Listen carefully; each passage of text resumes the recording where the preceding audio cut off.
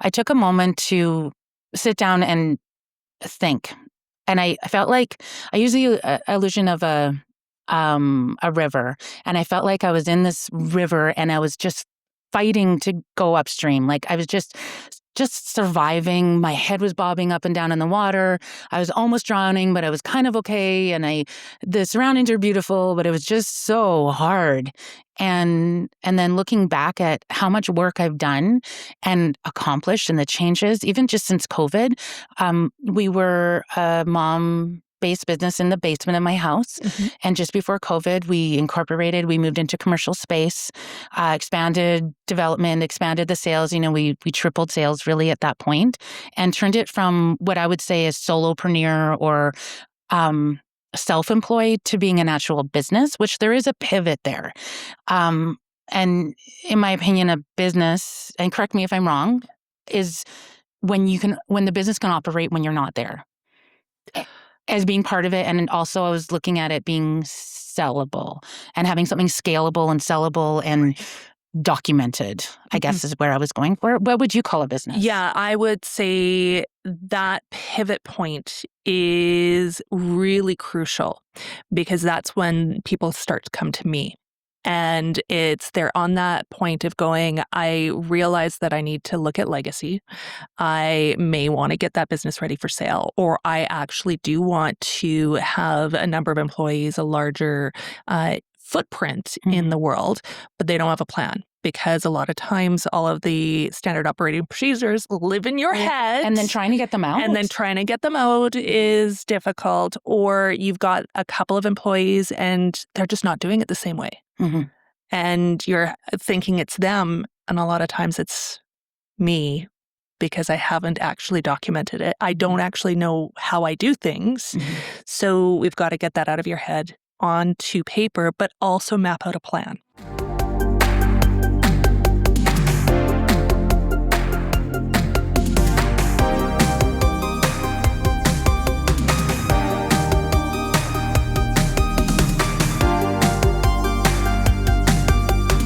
The Karas Wright Show. I'm Karas Wright, where we have real conversations, unscripted and unfiltered, regarding everything from life to business to leadership. And today I am super excited to have Stephanie Gross from Bumby Wool joining me. She is the CEO and founder of this amazing Alberta-based fashion company. Welcome to the show today, Stephanie. Thank you so much for having me. I'm very happy to be here. Oh, I'm so excited for this conversation. We got the opportunity to meet very briefly a few months ago at a networking event. We did. And just instantaneously clicked. And I was like, okay. When my podcast producer and I were talking about guests, you were right at the top of that list because I really love your story. Can you share a little bit about that with me today? Absolutely. Thank you very much for having me and for asking me a great start-off question. So I started the company 18 years ago. I'm the quintessential bootstrap entrepreneur. Started the company at my kitchen table when my son was born. And I wanted to make cloth diapers for him. Well, no, I wanted to use cloth diapers for him, and I just couldn't find what I was looking for. And so I decided to make some because I like to make things. I'm very creative. And then I made a couple, and then I thought, wow, these are really great. I think I could sell these. So then I started my business. It wasn't very thought out or strategic or planned. I didn't have the business Canva model or any of these sorts of things. And I was up in Fort McMurray, where I always make the joke that you're either making babies or making money up there. And so I started the business, and then we had another kid, and then we shortly thereafter moved down to Red Deer. And that's where I really fell into the wool aspect of my business. And things have definitely evolved since that point. Wow. So you started with diapers, and over 18 years, you have evolved. I mean, right now you are wearing some beautiful head to toe. And so talk to me about what the line looks like today. So most of the customers that we have are moms. The majority are. There's definitely a few other parental or caregivers that are clients as well, as in grandparents or fathers, but the majority, I would say, are the moms that are purchasing cloth diapers for their children. And wool is an amazing fiber that I'll touch on a little bit. It's been used for diapering, healthcare needs, medical, since the dawn of man, really. It's the original clothing fiber. And in fact, I do make a little joke that it's the only fabric that you can find on Minecraft. Is wool. It is wool. It is wool. Yes, I get that reference. I have 2 boys that were into Minecraft at one point. Mm-hmm. So, it's true. When you think about the origin story of wool and how it's been used across the world, Mm-hmm. right, in different ways, what is it that attracted you to that? You said you didn't start necessarily with wool, but you are now. So wool is something that's been used for a cloth diaper cover, like I said, for centuries. Mm-hmm. And in fact, it was the main diaper cover that was used before the war. It was either you don't have a diaper cover or it was made from wool. And so I fell into the idea of using wool. I did not invent the idea. And it's just taking something that's known and turning it into something that was mine and the way that I want to use it and the style of it, the dyes. I do all the dyeing as well. And then the demographic of people that were purchasing it thought, hey, I want some of that for me too. So that's where we fell into being a full fashion house, that we have over 10,000 different products now and different patterns. So again, before the war, it used to be that you go to the dress house or the tailor, and they would measure you. They would have their portfolio of different designs or garments that they would make, and then they would have a wall of fabric. Sometimes you would hear about, the silk trade. Yes. Most people have heard of that. So daddy would come home with the different fabrics, and you go to the dressmaker and they would make you a custom garment, and it could take as, a couple weeks or months or years or whatnot to make that garment. And a lot of people would only have a few. Mm-hmm. And then now we've really pivoted into being this fast fashion world of clothing that, oh, heaven forbid somebody saw you wearing the same garment twice, or, having disposable clothing. That the biggest contributor to waste on our planet is really the textile industry in a lot of ways. And a lot of plastic clothing and disposable clothing that just, have you ever had a shirt that fit well and then you wash it once and it just doesn't fit anymore? Or we just bought T-shirts for my husband Christmas, and one of the T-shirts shrunk dramatically, right? Higher premium product. And it was like, well, wait, what just happened there? Right. But I agree with you. The concept of fast fashion has pivoted and changed the way that we approach things compared to years ago. And it is not eco-friendly and it's not sustainable. So what are you doing at Bumby Wool that's changing that? So, and then you asked me a question that I didn't quite answer, so I will answer it. See, I am paying attention. So how did I fall into wool? And I have always been, I grew up in Vancouver Island and in Nanaimo, and I've always been about just growing up thinking about the environment and making sustainable choices, and also thrifty and low waste. I hate throwing things out, and using leftovers. And if I can reuse something, I will. And that's just always been my way. And I was actually born in New Zealand, and my grandmother was born in New Zealand.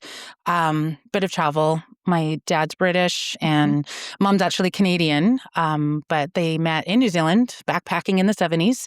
And my brother and I were born there, and we moved to Canada when we were young. So I don't have, I have an accent, but not the cute New Zealand one.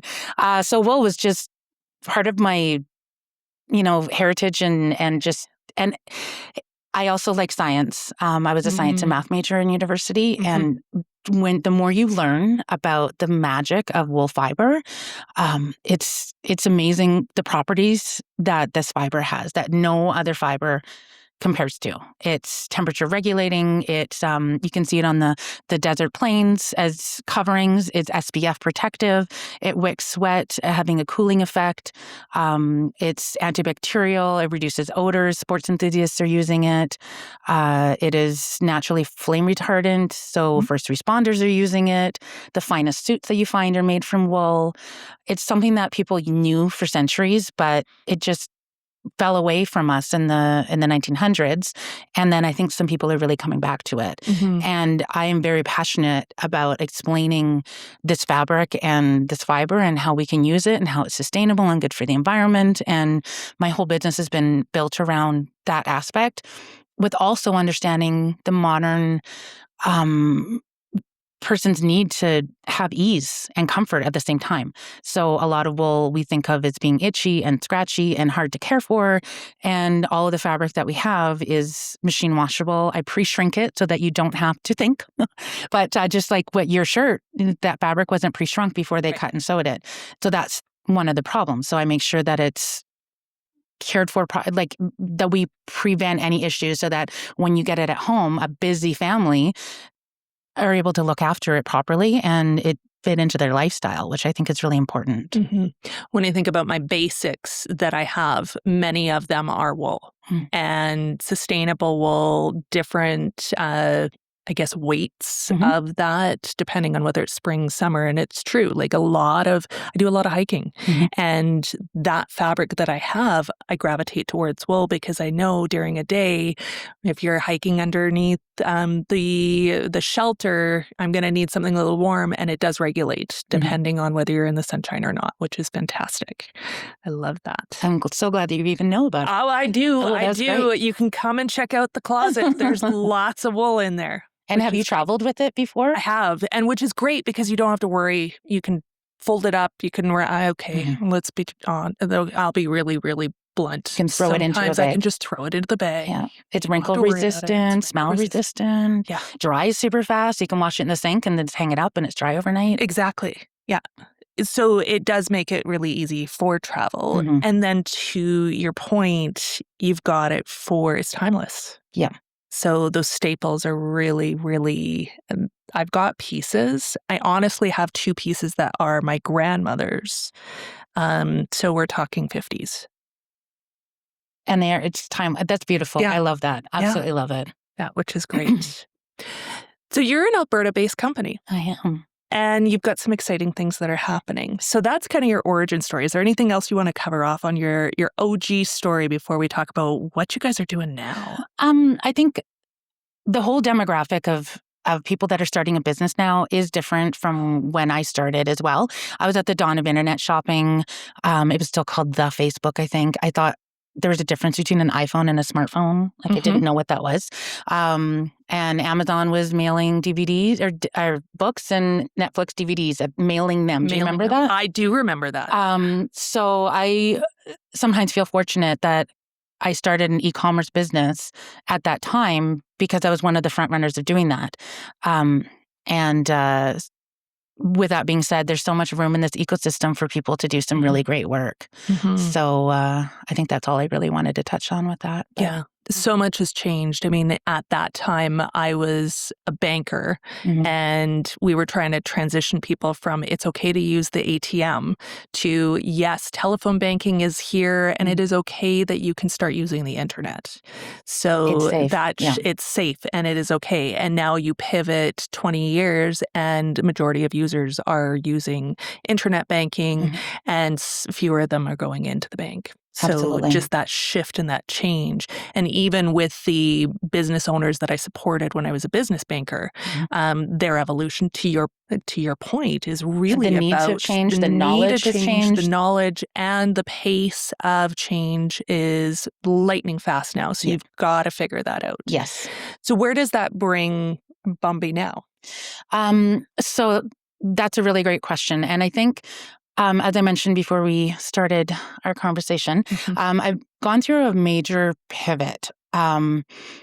In September, usually it's the busiest time of the year for us. And we're so busy that I'm working 18 hours a day and I'm super busy, which I love. I absolutely love what I'm doing. I love the team that I'm working with. My first 2 hires are still with me for 16 years. Wow. And which I'm very proud of. So that reinforces that I'm a reasonably good boss and friend, I guess, that they're still with me. And I realized something. So come October, we weren't busy. And we weren't busy because the economy has changed. And I think that there's a lot of people that are really struggling financially out there right now. And with the tariffs and uncertainty, that the last thing that they're going to be doing is investing in a classic, timeless piece of apparel is a hard thing. And I've even have customers messaging me saying, please stop making such beautiful, amazing things because I can't buy them right now. Wow. Like a few people have actually messaged that, and they were meaning it as a joke, but yet it is the reality of the situation. Yeah. And that is really why people are gravitating towards fast fashion, because it's accessible. Mm-hmm. So that's the pitfall. So what's the answer to that? Well, I don't know the answer to that one specifically, but what I can tell you, what I realized. So I took a moment to sit down and think. And I felt like I use the illusion of a river, and I felt like I was in this river and I was just fighting to go upstream. Like I was just surviving. My head was bobbing up and down in the water. I was almost drowning, but I was kind of okay. And the surroundings are beautiful, but it was just so hard.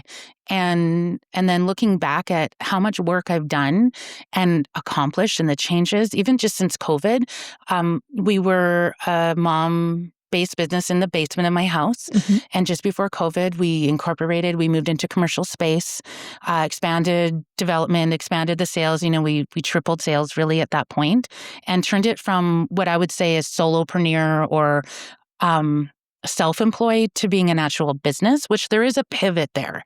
And in my opinion, a business, and correct me if I'm wrong, is when the business can operate when you're not there as being part of it. And also I was looking at it being sellable and having something scalable and sellable and documented, I guess is where I was going for. What would you call a business? Yeah, I would say that pivot point is really crucial, because that's when people start to come to me.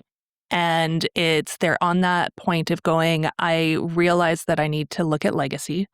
I may want to get that business ready for sale, or I actually do want to have a number of employees, a larger footprint in the world, but they don't have a plan. Because a lot of times all of the standard operating procedures live in your head. And then trying to get them out. Is difficult. Or you've got a couple of employees and they're just not doing it the same way.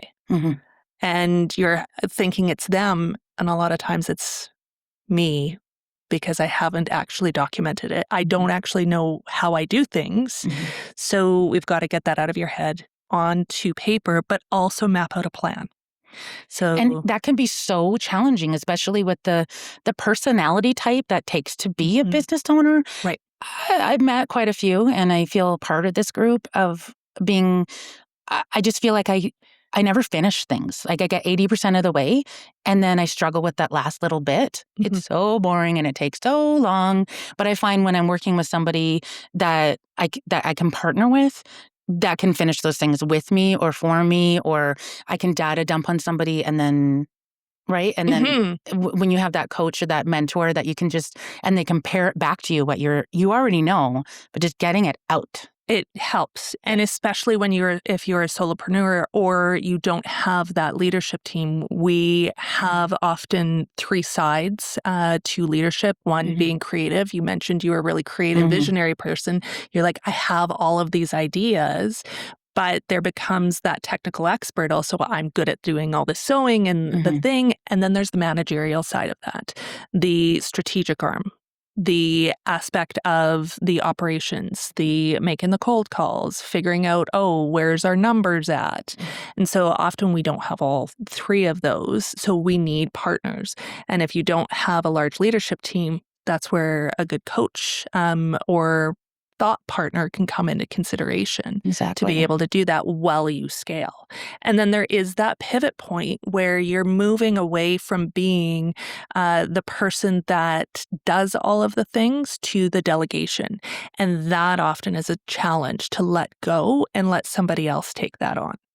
And I think it can be easier to delegate when you have a plan written out so that they know what they're doing.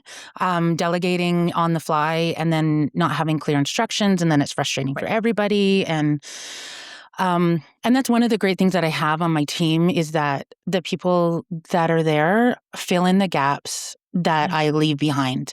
And sometimes I'll go into a room and I make a big mess, literally a physical mess of fabric or patterns I'm looking for, and I'll just leave and I say, I'm sorry, I left a mess. I'm giving you gainful employment by, helping you. And they laugh a little bit, and then they help because they know that that's me being creative at that point and doing something. And I think one of the greatest things that I've learned over the past few years, especially, is knowing your weaknesses and knowing your strengths, and then focusing on enhancing your strengths and filling in the gaps of those weaknesses. So, and being okay with them. A weakness isn't bad or wrong. Everybody has a superpower in them.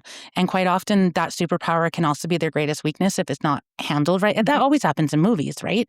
Like the superhero is struggling with their own mindset, and then they're hurting people, or they're hiding or whatnot. That imposter syndrome, that they just feel like they don't own that superpower or they shouldn't have it. And then they're sad and alone and, all those things. And then but when you own that I don't finish jobs. So like, for instance, when I'm cleaning the house or doing some tidying, I jump from job to job to job to job, and I walk into a room and just make it a little better, and I go to the next room, and then I'll walk back in the room and go, oh, this isn't so overwhelming anymore, and then I'll just and then be able to, and that works for me. And some people, and it's not multitasking, it's just single tasking until I get bored, and then I move on to something else. Yeah.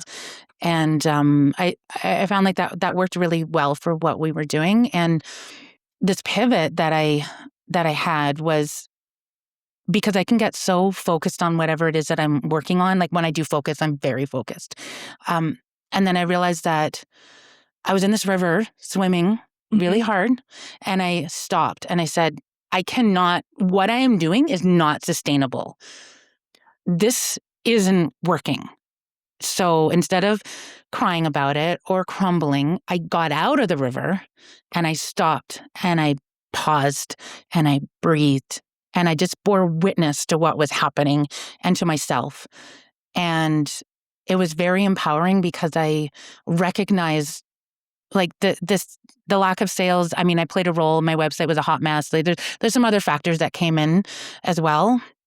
But I realized that a huge pivot happened, that my son had moved off to university, and my family and the families of the women that were working for me, we raised our kids with this business. When the first hire started working with me, our kids were 2 and 4. They're not in school. She brought them to work every day. And the other woman, her kids were in elementary school, but she would get them to school and then come to work and then get home before they got home. So we were centered around our families. They were the goal. Somebody asked me the other day, what was success to you? What is success? And it was to raise these amazing families. And I'm so proud of the relationships with the spouses. Like all 3 of us, we have good, healthy marriages. We each have 2 kids. They're all like, the 2 youngest are in grade 11, and they're great boys. And the other kids are all off in university or just graduating. My son is taking nuclear engineering, and he has a 3.94% GPA from his first year in Ontario. Wow.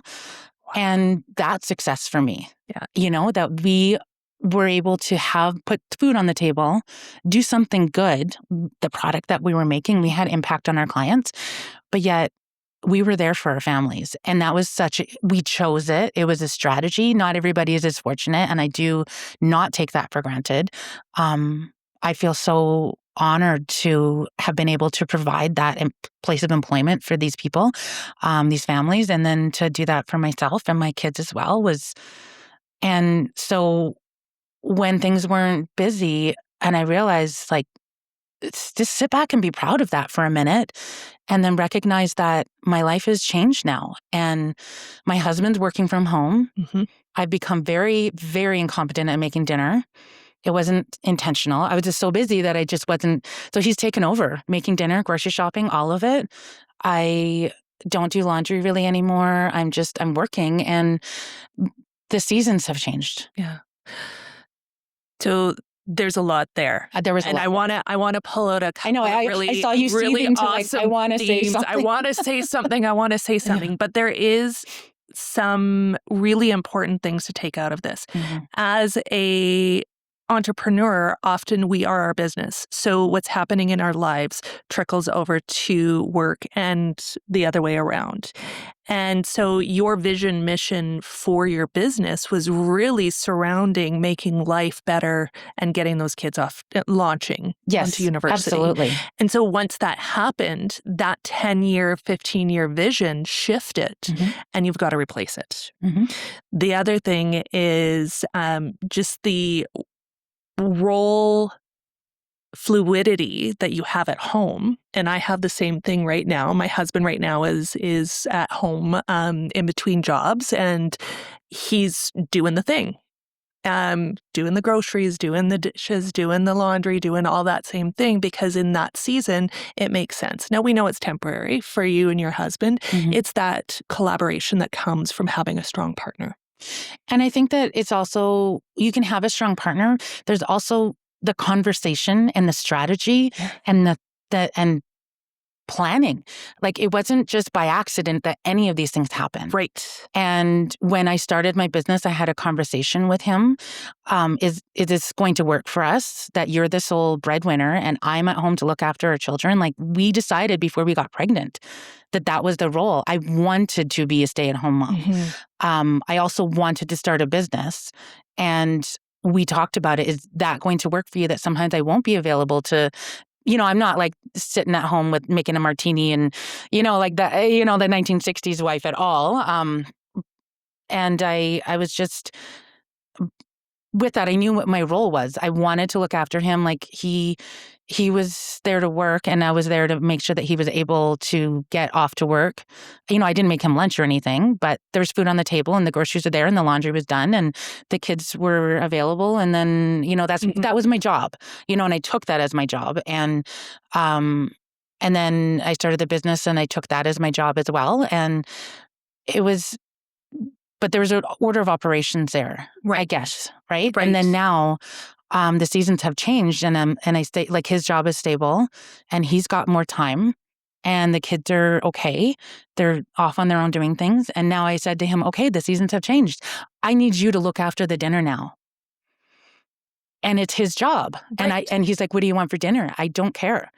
I literally don't care. Like, just feed me whatever you want. Tell me what time I need to be there, and I'm there. Because the roles have changed, right? And there's not about genders. It's about who was doing that job. Yeah.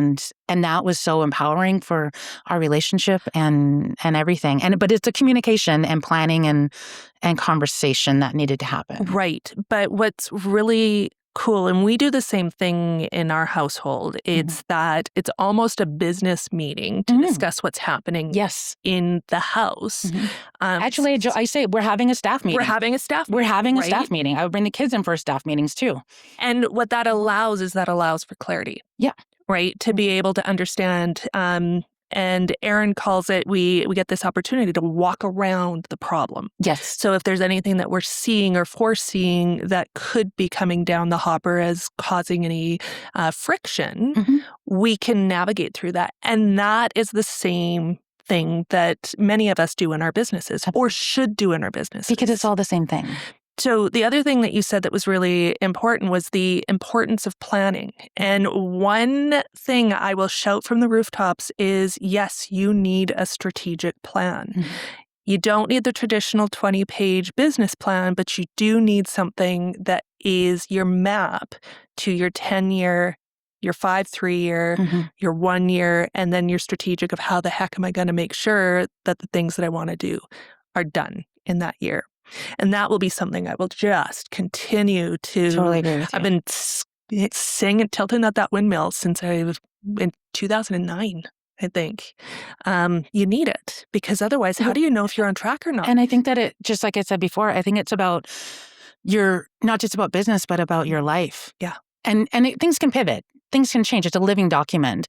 But if you don't know where you're going, how are you ever going to get there? Right. Or you don't know what necessarily is on track, off track, Mm-hmm. and how to pivot in the case of uncertainty. I mean, none of us saw COVID coming. No. And so many business owners didn't have the pivot and were able to thrive the way that you did throughout it. But it also gave you the ability to be nimble and recognize that you had to get out of the river. Well, and that's just it. So I was listening to his podcast the other day, and they were talking about Michael Phelps and how one of the things that he does. And I don't like to take it from like the negative of like, what's the worst that could happen, but what could happen and what am I going to do about it? Right. What challenges could you foresee? And then how are you going to resolve those challenges? So he actually won a world record. Mm-hmm. His goggles had filled up with water. He was completely blinded. He couldn't see. And he won the world record and didn't even know he had won it until a couple seconds after, when he came out of the water and took his goggles off and looked around and went, oh, I won. Because he had envisioned that and what he was going to do. He knew exactly how many strokes he was going to do. And I really try to do that so that when opportunities arise or challenges arise, I'm ready for what, and you could call that mind mapping or manifesting or, I'm just always envisioning what the future's going to look like and what some possibilities are going to be. Mm-hmm. So when something happens, I'm able to pivot and action. There is a difference between ruminating and planning for strategic pitfalls or challenges. Mm-hmm. And that is really an important distinction for business and distinction. Yeah, absolutely. Absolutely. So you've 18 years, you come across a few challenges. Yeah. What are a few that you'd love to highlight to maybe help some business owners sidestep it? Well, that's a really good question. I can give a couple of specifics, and I think some of it it's about mindset because it all comes down to exactly the same thing. Mm. But I love telling stories. So one story that I like to share, when I was, I think I was like 4 or 5, my mom had asked me if I wanted to move to Japan. Mm-hmm.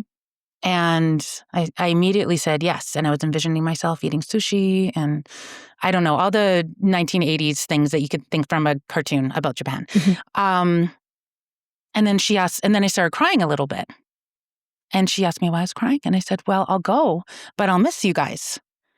I was completely and totally prepared to move to Japan by myself. I was 4 or 5 years old. And I remember her asking me this question. And I think I've just always innately been like that whatever challenges are, I got this. And there's something, that's one of my superpowers. It's gotten me into hot water sometimes, definitely. But that's also when I'm in control and driving that bus. I met my husband. He's actually from Costa Rica, and we met and we fell in love so quickly. And he was on a temporary job, situation. And the job ended, and it was the job contract, and he moved back to Costa Rica. So, and he's like, "Do you want to come with me?" And wow. I did hesitate for a little bit. But not long. And I remember him saying to me, I had a dream that you dropped me off at the airport and said, it was nice to meet you. And I thought, no, that's not the life that I want to lead. So yeah, I packed everything up and I moved down there with him. And we got married less than a year after we met. And we are just hitting that half a life together, 24 years old, and we're 48 and been married for 24 years. And crazy, right? So from swimming up a river to diving into the pool, deep end. Oh, no, not pool. River. No, Another river. But that river is going so fast. Yeah, it's exactly where I want to go. It's so easy when life is aligning, And so those are a couple of just examples of that. And I think that that's one of the things that that I've really excelled in, is just being able to run with that, but also having that strategy of where I'm going and what I'm doing, and a little bit of self-trust in knowing that you could navigate it. Yeah, that if something happened, you'd be able to just handle it. To go, that 4-year-old in Japan is just and I think that's something really empowering for business owners or really anywhere, is just walk into the room with confidence, walk into the situation that you're supposed to be there. And if you're not supposed to be there, you can always leave, but don't be timid in the back corner and assume that the people want to talk to you. You can handle whatever situation arises. You can pause and think. Yeah. or you can walk out the door. But if you never walk in, you never know what could happen. Right. My mantra, and this has literally been my life's mantra because it was written on the little card that was in my baby book, is I will find a way or make one. Mm-hmm. Absolutely. And so it's that self-knowledge of I've got the skills, something could go wrong, but I will figure it out and pivot as needed. Exactly. Yeah. Wow. So challenges, if you were to give three pieces of advice that would that you learned through those challenges, what would they be? I don't know if I'll go with necessarily challenge, but something that I would love to share, like wisdom pieces, which I guess come through overcoming challenges. Knowing your why, I think, just should lead all of us. What's your purpose in life? And taking the time to really figure out what that is through your business, through your personal life, through, what you're doing. If you know why you're doing something, it makes any question so much easier to answer. If you know your why. Okay. And I've learned that from watching some Simon Sinek videos. I love Simon Sinek. So the celery test, look that up if you don't know it. Yes. And I find that transcends the business. It transcends your staff.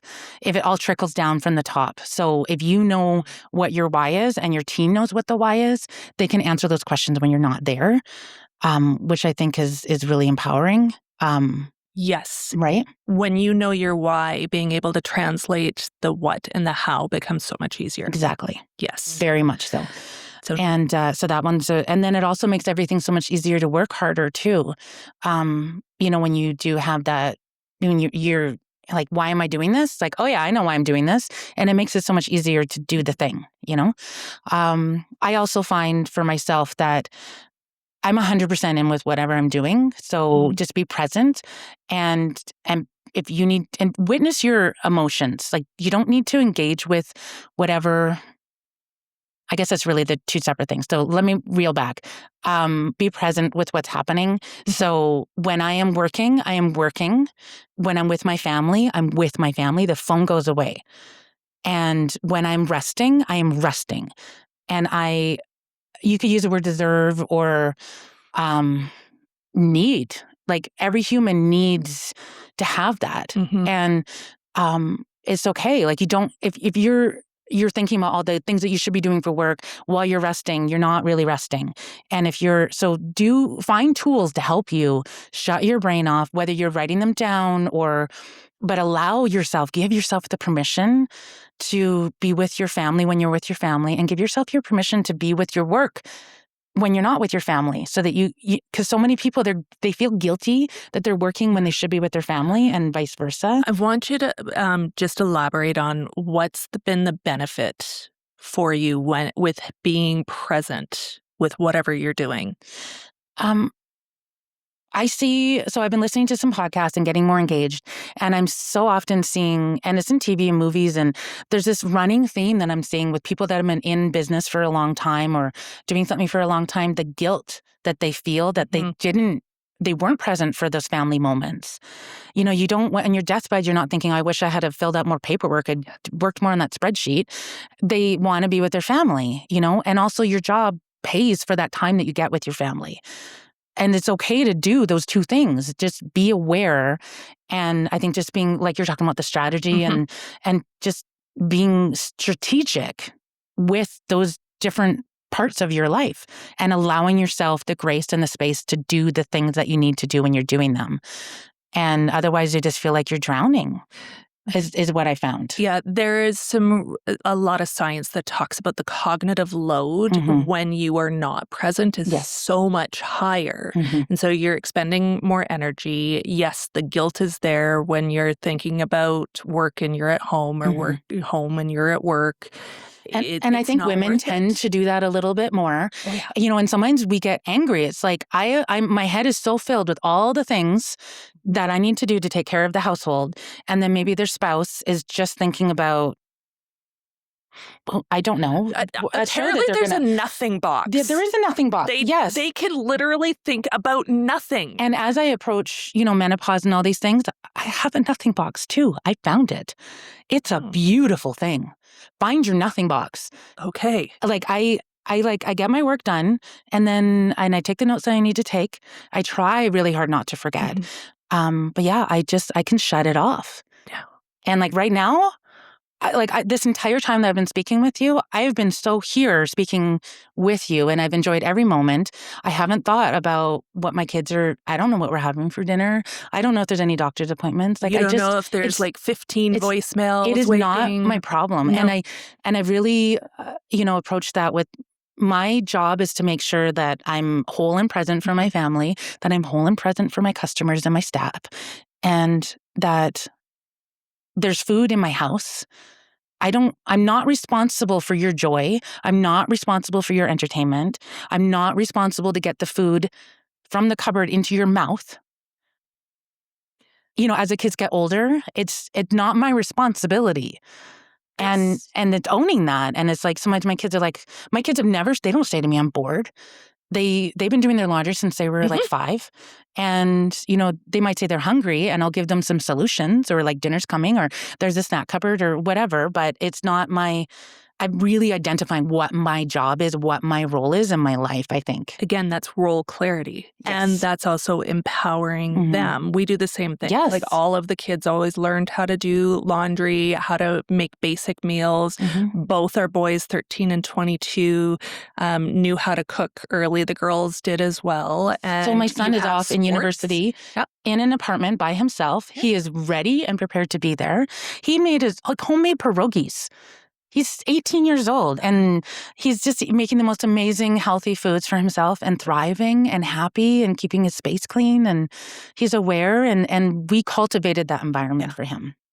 So, what was the other thing? So I said the why and then being present. Emotions. It was about emotions. Yes, it was. Witnessing our emotions that, sometimes you might see somebody doing something that you don't necessarily like and then not liking the moment, doesn't have to be the person. And the same thing with us. It's I made a mistake, forgiving yourself and then moving past it and pausing, I'm feeling something and then pause and then interact, and strategically and with thought behind it. So you're driving the bus of your emotion, not the other way around. So it's okay that you're angry in the situation, but I can communicate without the anger.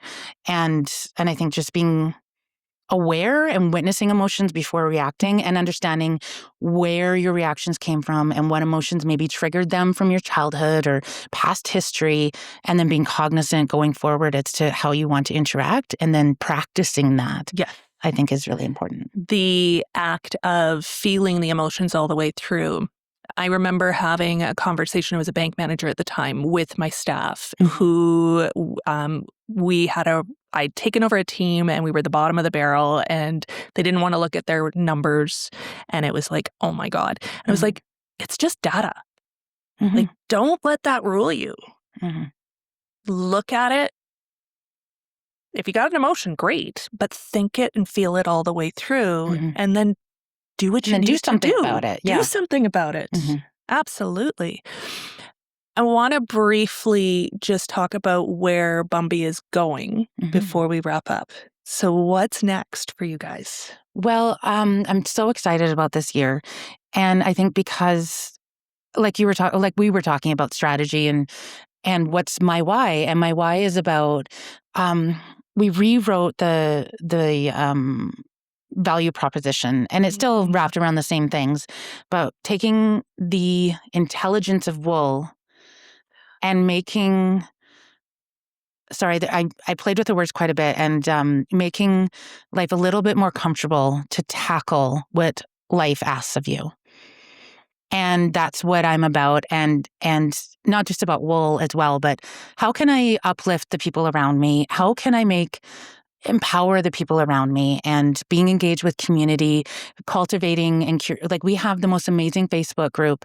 I find Facebook can be a bit of a Armageddon out there, and a lot of negativity. And our Facebook group is amazing. There's a couple thousand women in there, and a few men that we talk and support. And then getting engaged with our community in Alberta. So coming to podcast interviews like with you, and the Alberta Women Entrepreneur Group, which I just was a keynote speaker. I brought a water bottle here, and just showing up, and volunteerism to show up and engage with the community, and mentorship, and just being out there and presenting my brand and my personal brand, because I have some value to add, I think, and just being engaged and just seeing where things take me.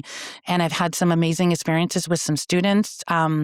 Ripen, which I think I'm familiar with Ripen, yes. Right. And a fantastic organization that brings together businesses and students to get valuable work experience for students. And the entrepreneur businesses will get free students working for them, and the students get paid. It's just a whole symbiotic, beautiful relationship. And then I get to meet the youth and future workers. Like, oh my goodness, giving me faith in humanity is. And there's just so many ways of engaging locally that I'm participating with. Wow. Thank you so much for sharing the power of the community, the power of giving back, the power of pivoting. Stephanie, I really want to thank you very much for coming on the Karas Wright Show and sharing your story, because this is so empowering to see how over 18 years you've been able to shift from diapers to community engagement. Thank you very much for having me. Amazing. And I did actually bring a little present for you. Ooh. So I don't know if you want to open it up after or not, but I will hold on to this. I like to share some of the amazing products that we have, and I really appreciate being invited today. So we appreciate you sharing your story and can't wait. Where can we find you? So the website, bumbywool.com, that was one of the questions that we kind of talked about before. Where did the name come from? Yeah. It was originally Bumblebee Baby, because bumblebees were all the rage. And it's just the first few letters and last few letters, and it's completely made up. Which has been great for search engine algorithm, actually. So you look up Bumby Wool, you're going to find me. I'm all over the internet and Reddit and Facebook and LinkedIn. If anybody is interested in connecting with me, I would love for you to reach out, especially through LinkedIn, in any sort of business engagement. Yes. And we will make sure that there's links to AWE, to Bumby Wool, to Ripen as well in the show notes. And so thank you so much for joining us, and it's Monday right now. Have a marvelous Monday and lead with heart. Thank you.